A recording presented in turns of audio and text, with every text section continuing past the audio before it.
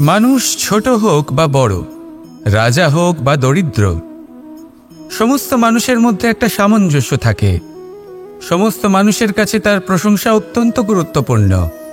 সে খুবই প্রসন্ন হয় যদি আপনি তার প্রশংসা করেন, কিন্তু আপনি যদি তাকে এটা বলেন যে এটা তোমার ভুল ছিল, তোমার কিছু খামতি ছিল, তখন সেটা সে মানতে রাজিই থাকে না।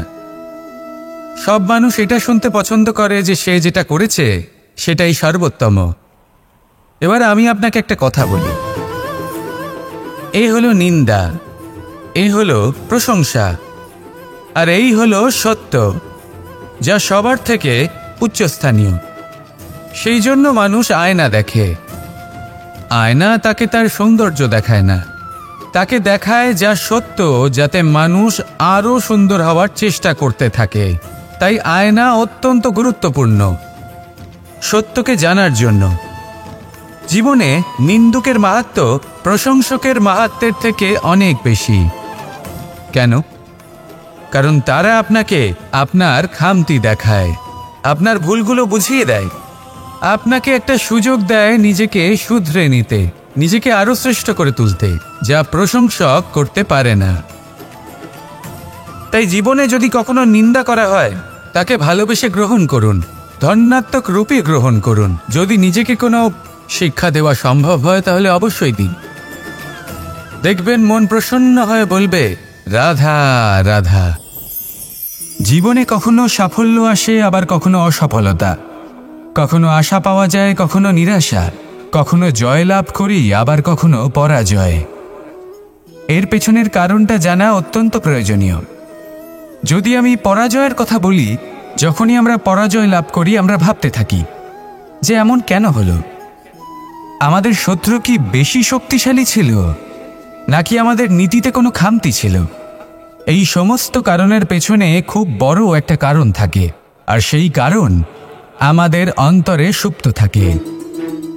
ধরে নিন একটা পথ, তাতে আপনি চলছেন, সেই পথ কাঁটায় পরিপূর্ণ, কিন্তু আপনি পাদুকা পরে রয়েছেন আর আপনি হেঁটে সামনে এগিয়ে যান।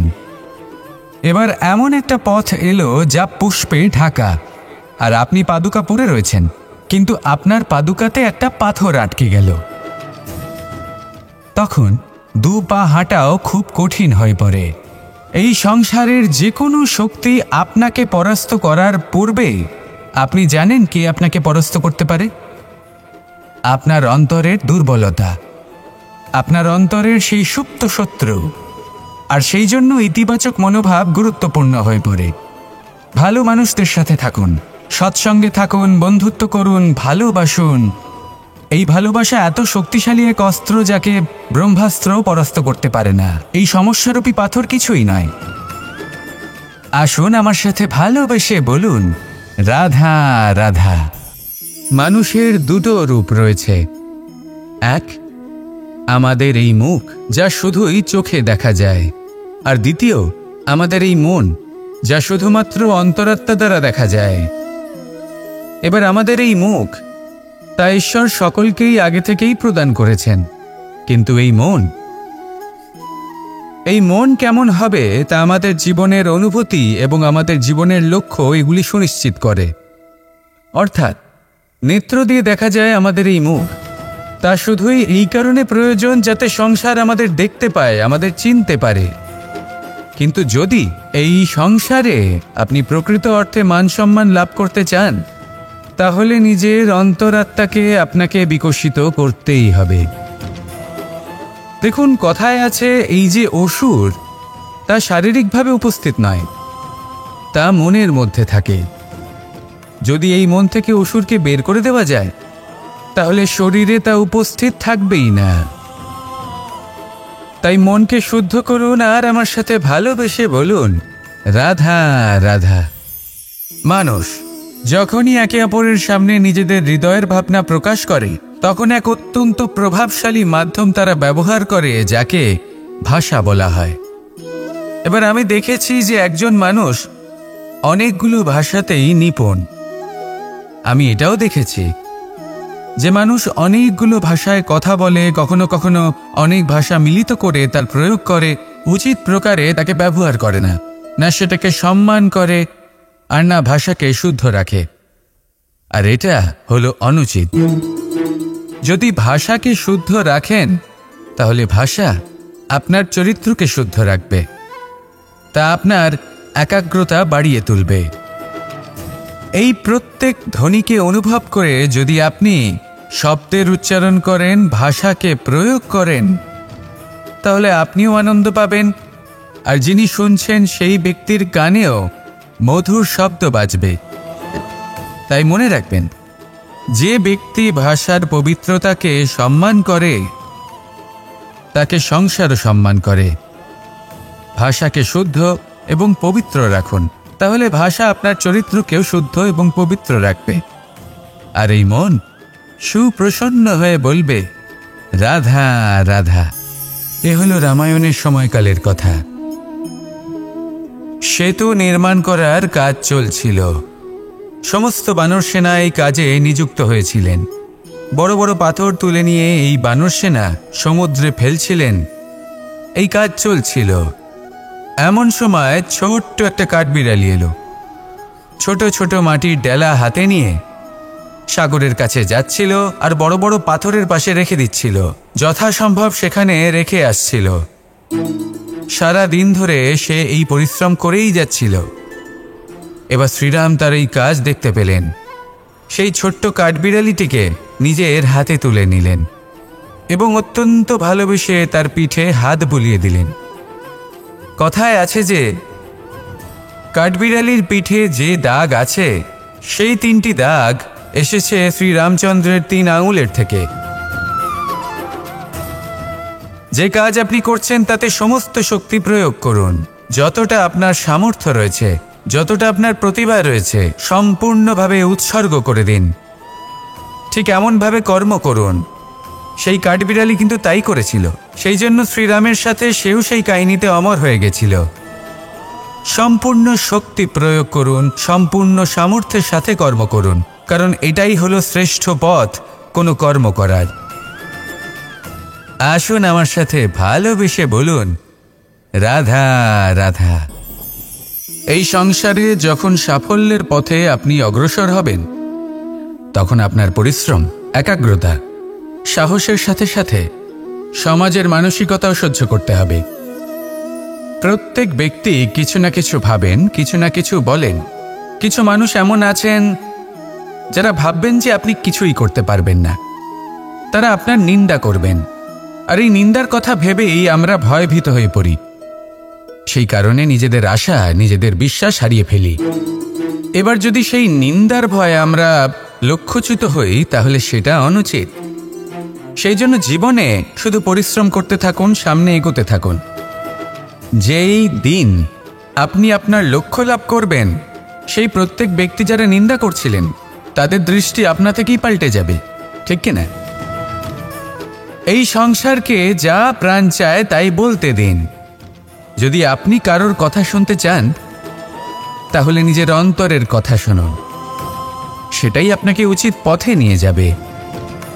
সামনে অগ্রসর হতে থাকুন, পরিশ্রম করুন। এমন একটা দিন আসবে যেদিন এই নিন্দুক ব্যক্তিরা আপনার লক্ষ্যপ্রাপ্তির উদাহরণ সবাইকে দেবে। আসুন আমার সাথে ভালোবেসে বলুন, রাধা রাধা। মানুষ সুখী জীবনযাপনের প্রতি এতটাই অভ্যস্ত হয়ে পড়ে যে একটা ছোট্ট সমস্যা এলেই সে সবার থেকে সাহায্য চাইতে শুরু করে দেয়। সে সাহায্য লাভও করে এবং সেই সংকট থেকে সে বেরিয়েও আসে। কিন্তু এই সাহায্য কিছু মুহূর্তের, আর কিছু মুহূর্তের হলো এই দুঃখ। এই 2 মুহূর্তের সাহায্যের জন্য আজীবন আপনি তার কাছে ঋণী হয়ে থাকেন। আর মানবিকতার খাতিরে আপনার মনে কৃতজ্ঞতা জেগে ওঠে। আর সেই কৃতজ্ঞতা বোধ হলো যে আপনি কখনো সেই ব্যক্তিকে ছাপিয়ে যেতেই পারবেন না। সেই জন্য জীবনে সবসময় চেষ্টা করবেন নিজেকে প্রস্তুত রাখতে। সেই সব সমস্যার জন্য, সেই সব বাধার জন্য যেগুলো আপনার জীবনে আসতে পারে। ততক্ষণ সাহায্য চাইবেন না যতক্ষণ না অন্য কোনো পথ না থাকছে। সাহায্য চাওয়া অনুচিত নয়, কিন্তু সাহায্য চাইলে এবং সাহায্য পেলে আপনি আজীবন কৃতজ্ঞ এবং ঋণী হয়ে থাকবেন। আর তারপর একদিন আপনি পরিবর্তন দেখতে পাবেন। যে কিভাবে আপনি ছোট ছোট সমস্যার জন্য সাহায্য না চেয়ে বড় বড় সমস্যার সম্মুখীন হতে প্রস্তুত হয়ে গেছেন। এটাই হলো সংসারের নীতি। এটাই পালন করুন আর আমার সাথে ভালোবেসে বলুন, রাধা রাধা। এমন অনেক মানুষ আছেন যারা আমাকে ভগবানের পরিভাষা জানতে চান, যে ভগবান আসলে কি, তিনি কেমন। এবার দেখুন, ভগবান হোক বা আপনার স্বপ্ন হোক বা আপনার লক্ষ্য হোক না কেন, সেই লক্ষ্য তখনই পূর্ণ হয়, তখনই তাকে লাভ করা সম্ভব যখন আপনার দৃষ্টিভঙ্গি মঙ্গলময় হয়, যখন আপনি নিজে মনে করবেন যে আমি যেটা পেতে চাইছি তা শুভ। উদাহরণস্বরূপ, কোনো পাখিকে দেখুন, সে গাছের ডালে বসে এবং সেখানেই বিশ্রাম করে, কিন্তু পড়ে না। কেন? কারণ ওর বিশ্বাস যে যে শাখার উপরে ও বসে আছে সেটাই হলো ওর বাসস্থান। যদি আপনি বিশ্বাস করেন তাহলে আপনি পাথরের মধ্যেও ভগবান দর্শন করতে পারবেন। আর যদি বিশ্বাস না থাকে, তাহলে যদি ভগবান সামনে দাঁড়িয়েও থাকে তবেও আপনার বিশ্বাস হবে না। তাই বিশ্বাস করতে শিখুন। এই বিশ্বাসের আধারেই আপনি সেই সব কিছু পাবেন যা আপনি পেতে চাইছেন। আসুন আমার সাথে ভালোবেসে বলুন, রাধা রাধা। গুরু, যিনি পথ দেখান, আমাদের জীবনে অত্যন্ত গুরুত্বপূর্ণ, অত্যন্ত আবশ্যক। কিন্তু কিছু মানুষ মনে করেন যে গুরুর কোনো প্রয়োজন নেই, কারণ এই সমগ্র জ্ঞান মানুষের অন্তরেই নিহিত রয়েছে। এবার প্রশ্ন এটাই, যদি সমস্ত জ্ঞান মানুষের অন্তরে নিহিত থাকে তাহলে গুরুর কি প্রয়োজন? আর যারা আজ পর্যন্ত গুরুকে মেনে এসেছেন তারা কি অনুচিত করেছেন? এর উত্তর আমি আপনাকে দেব একটা উদাহরণ দ্বারা। একটা কাঠ যা জ্বলনশীল, জ্বলনের ঊর্জা তার অন্তরে নিহিত রয়েছে, কিন্তু তার জ্বলনের জন্য বাইরে থেকে একটা অনুঘটকের প্রয়োজন হয়। এই অনুঘটকই হলেন আপনার গুরু। উত্তাপ যা একটা কাঠকে জ্বালাতে পারে, সেই উত্তাপ হলো গুরুর প্রচেষ্টা। যদি সেই গুরুই না থাকে, তার প্রচেষ্টাই না থাকে, তাহলে সেই সমস্ত জ্ঞান যা মানুষের অন্তরে নিহিত তা ব্যর্থ হয়ে যাবে। যদি আপনার সাথে আপনার গুরু থাকেন, আপনার পথ প্রদর্শন করেন, আপনার অন্তরের জ্ঞানকে বাইরে নিয়ে আসতে পারেন, তাহলে তাকে সম্মান করুন আর আমার সাথে ভালোবেসে বলুন, রাধা রাধা। असतो मा सद्गमय, तमसो मा ज्योतिर्गमय, मृत्युर्मा मृतंगमय। জ্ঞান সেটাই যা অসত্য থেকে সত্যের পথে চালিত করে। প্রকাশ সেটাই যা অন্ধকার থেকে আলোর পথে নিয়ে আসে। জীবন সেটাই যা মৃত্যু থেকে অমরত্বের পথে নিয়ে যায়। এবার এই তিনটে, জ্ঞান, জীবন এবং প্রকাশ, একই রকম। শূন্য থেকে এর উৎপত্তি হয় এবং আস্তে আস্তে আপনার জীবনে বিস্তার লাভ করে। এবার আমরা এটাই ভাবি যে কেমন করে এই তিনটিকে আগলে রাখা যায়। এর উত্তর হলো, এদের আগলে রাখার প্রয়োজনই নেই, ভাগ করে দিতে হবে। কোনো বৃক্ষকেই দেখে নিন, একটি বৃক্ষ অনেক বছর ধরে বেঁচে থাকে। কেন? কারণ সে ভাগ করে দিতে জানে।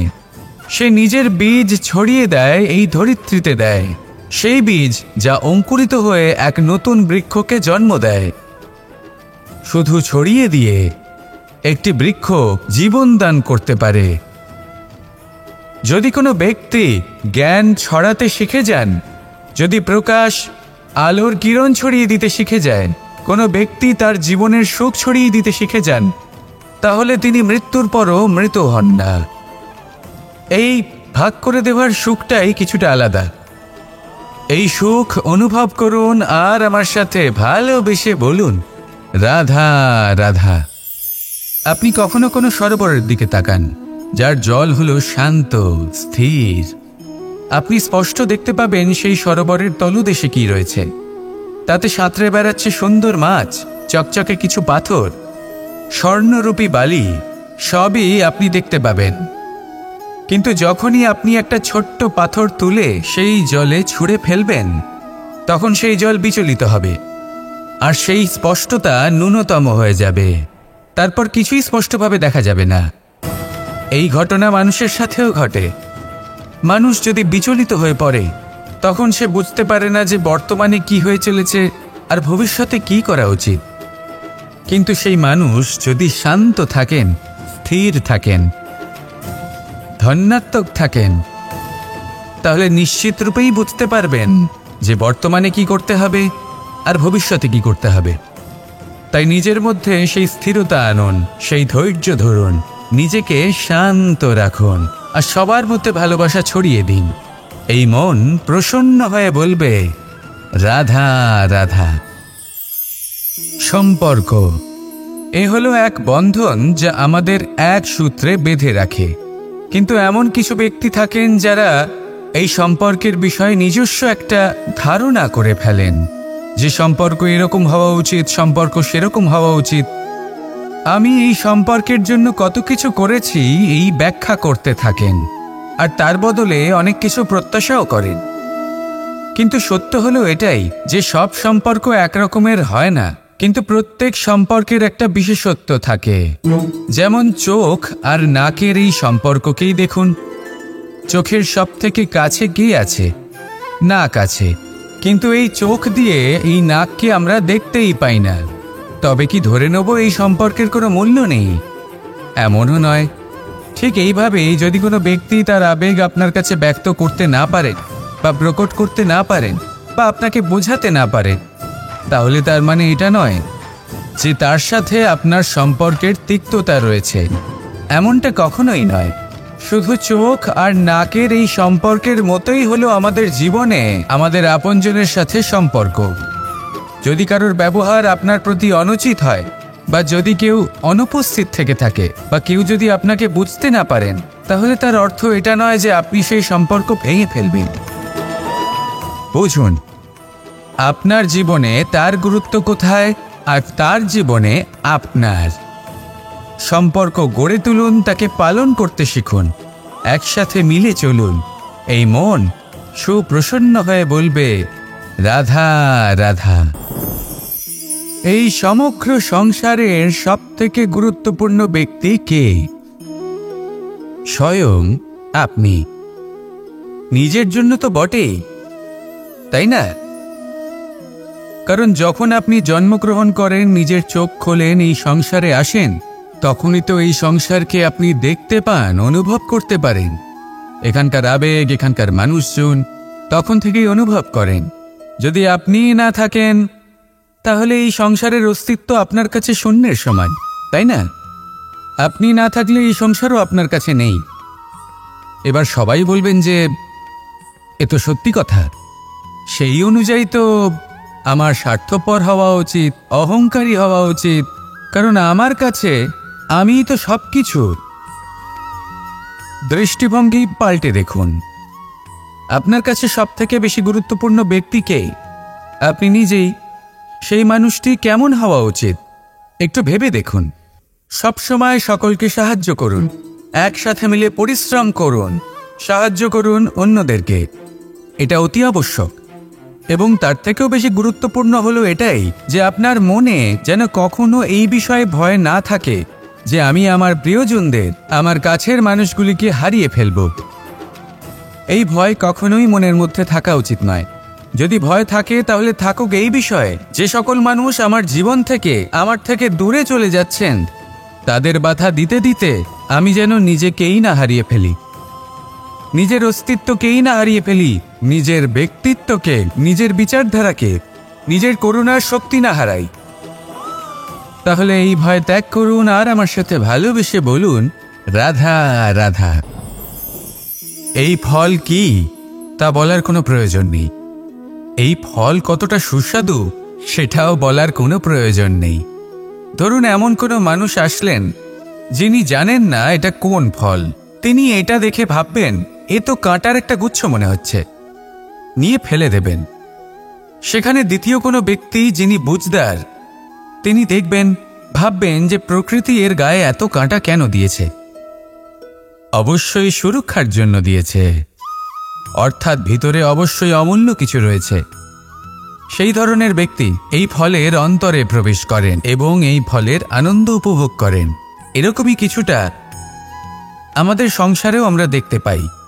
প্রত্যেক দিন আমরা নতুন নতুন মানুষের সাথে পরিচিত হই।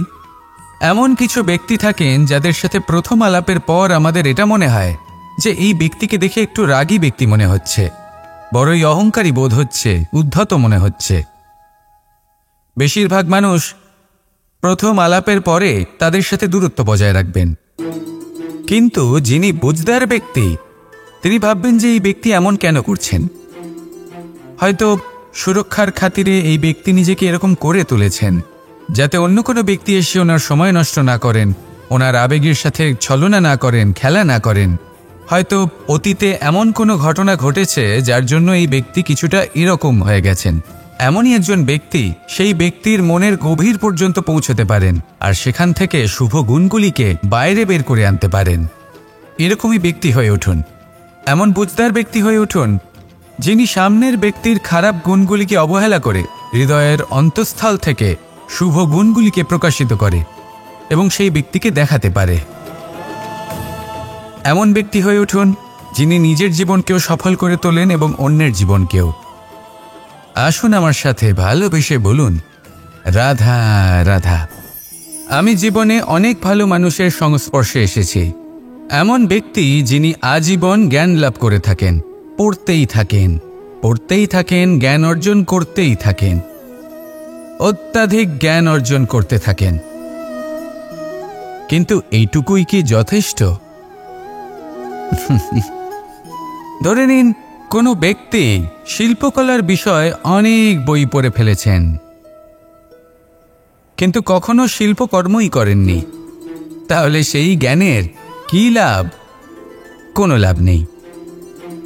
এবার এটাই আমাদের জীবনে শেখা প্রয়োজন। আমরা জ্ঞান অর্জন করি কিন্তু তা যাপন করি না, তা কর্মজীবনে প্রয়োগ করি না। তাহলে এতে কি লাভ হবে?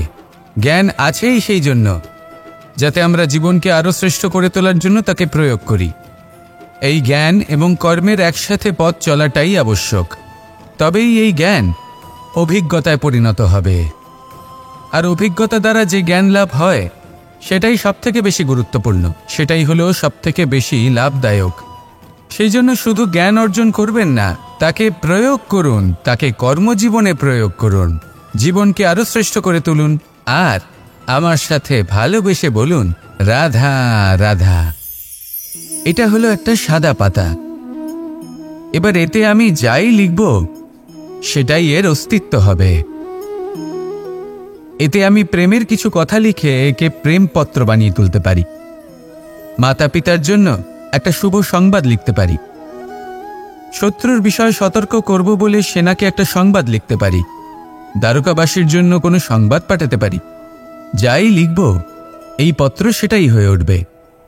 সেই রকমই হলো আমাদের জীবন। আমরা যেমন কর্ম আমরা করব, আমাদের অস্তিত্ব এবং ব্যক্তিত্ব ঠিক তেমনই হয়ে উঠবে। যদি আপনি একটা অসাধারণ, উজ্জ্বল এবং সম্মানজনক জীবনযাপন করতে চান, তাহলে তার একটা রহস্য আপনাকে বলি। যেমন কথন হবে, কর্ম তেমন হবে। অর্থাৎ যতটুকু বলেছেন ততটুকুই করুন, আর যতটুকু করেছেন ততটুকুই বলুন। এই একটা নিয়ম যদি আপনারা পালন করেন, তাহলে এই সংসারের সমস্ত পণ্ডিত আপনাকে অবশ্যই সম্মান করবেন। তাহলে এটাই করুন আর আমার সাথে ভালোবেসে বলুন, রাধা রাধা। বিন্দু বিন্দু জলেই সাগর নির্মাণ হয়। এবার এই কথা আমরা সকলে জানি। আপনি কি এই কথাটা জানেন যে ছোট ছোট সুখের দ্বারাই বড় সুখ লাভ করা যায়?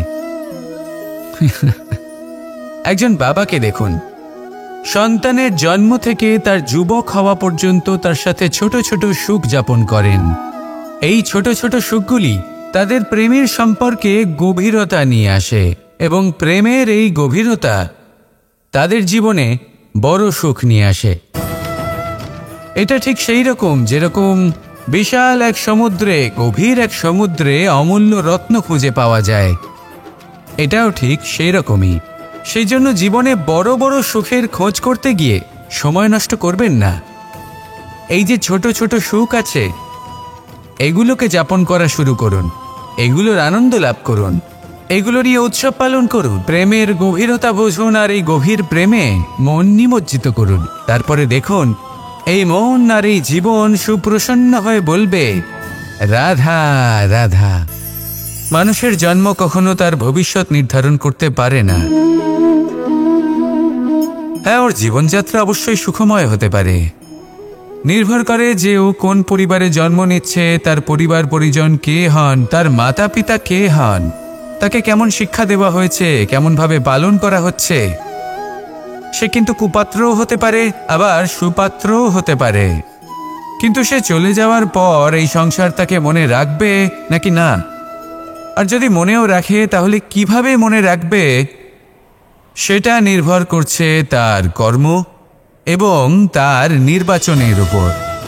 ঠিক যেমন বর্ষার এই জলের ফোঁটা যখন মেঘ থেকে ঝরে পড়ে, তখন তার এই নির্বাচন হলো গুরুত্বপূর্ণ, কারণ তার নির্বাচন তার উপর নির্ভর করছে তার ভবিষ্যৎ কেমন হবে।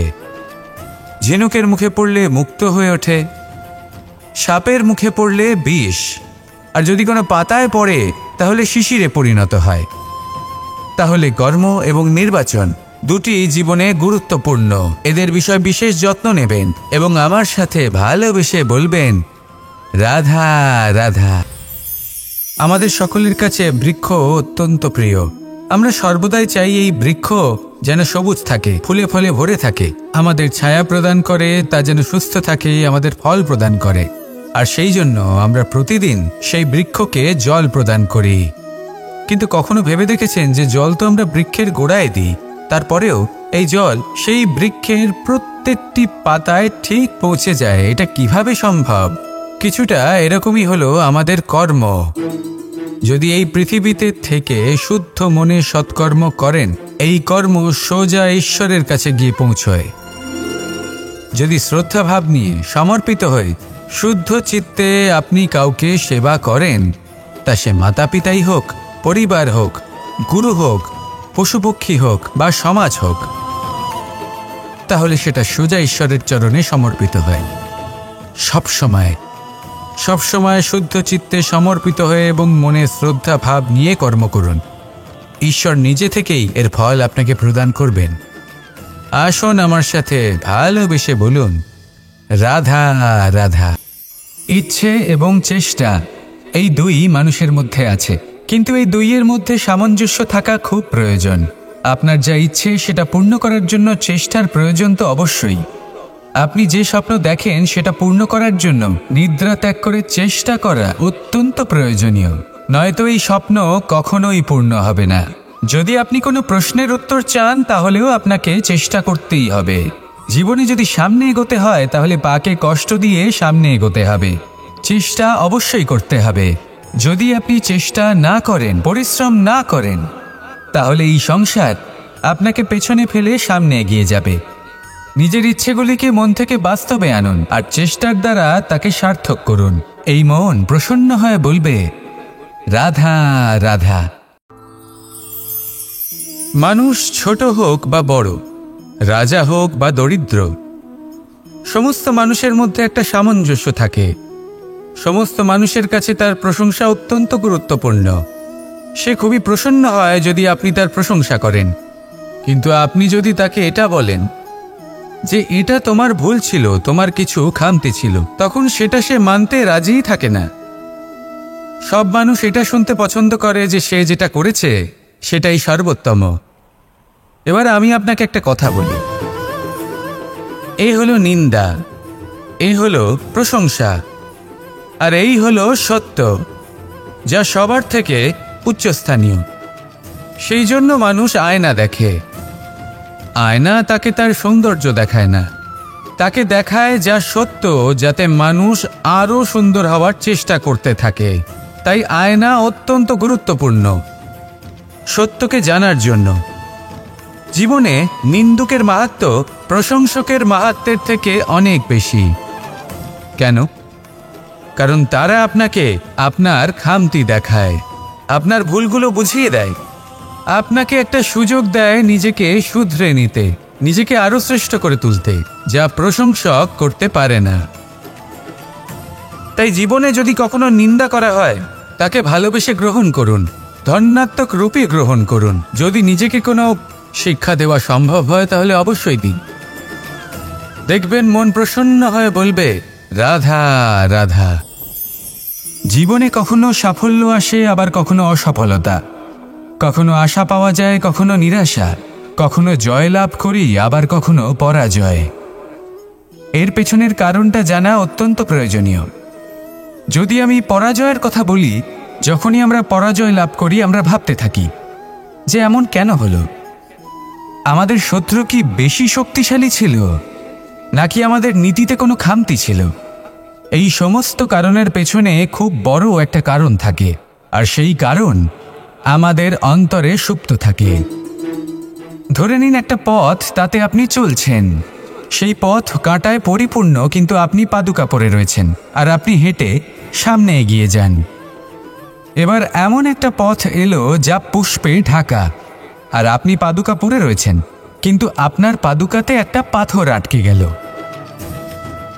তখন দু পা হাঁটাও খুব কঠিন হয়ে পড়ে।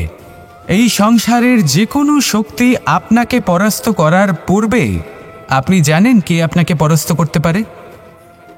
আপনার অন্তরের দুর্বলতা, আপনার অন্তরের সেই সুপ্ত শত্রু। আর সেই জন্য ইতিবাচক মনোভাব গুরুত্বপূর্ণ হয়ে পড়ে। ভালো মানুষদের সাথে থাকুন, সৎসঙ্গে থাকুন, বন্ধুত্ব করুন, ভালোবাসুন। এই ভালোবাসা এত শক্তিশালী এক অস্ত্র যাকে ব্রহ্মাস্ত্রও পরাস্ত করতে পারে না। এই সমস্যারূপী পাথর কিছুই নয়। আসুন আমার সাথে ভালোবেসে বলুন, রাধা রাধা। মানুষের দুটো রূপ রয়েছে। এক, আমাদের এই মুখ, যা শুধুই চোখে দেখা যায়, আর দ্বিতীয় আমাদের এই মন, যা শুধুমাত্র অন্তরাত্মা দ্বারা দেখা যায়। এবার আমাদের এই মুখ, তা ঈশ্বর সকলকেই আগে থেকেই প্রদান করেছেন, কিন্তু এই মন কেমন হবে তা আমাদের জীবনের অনুভূতি এবং আমাদের জীবনের লক্ষ্য এগুলি সুনিশ্চিত করে। অর্থাৎ নেত্র দিয়ে দেখা যায় আমাদের এই মুখ, তা শুধুই এই কারণে প্রয়োজন যাতে সংসার আমাদের দেখতে পায়, আমাদের চিনতে পারে।